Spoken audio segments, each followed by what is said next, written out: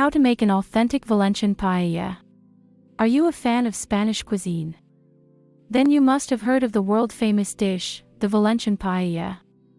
It's a rice-based dish that originated from the Valencia region of Spain and is now enjoyed all over the world.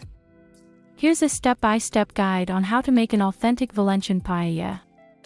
Ingredients: 2 cups of short-grain Spanish rice, 4 cups of chicken broth, 1/2 pound of chicken, chopped into small pieces, 1/2 pound of rabbit, chopped into small pieces, 1 red bell pepper, chopped. Instructions: heat the olive oil in a large paella pan over medium heat. Add the chicken and rabbit pieces and fry them until they're golden brown. Add the chopped onion and garlic to the pan and sauté them until they're translucent. Add the chopped red and green bell peppers and sauté them until they're soft. Add the chopped tomatoes and sauté them until they're soft and the juices have reduced. Add the sweet paprika and saffron to the pan and stir everything together.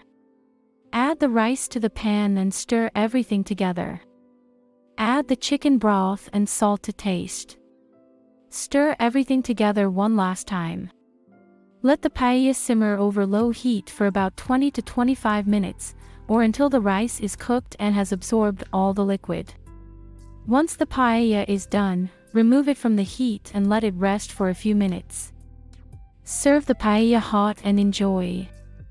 Making an authentic Valencian paella might seem intimidating, but it's actually quite simple.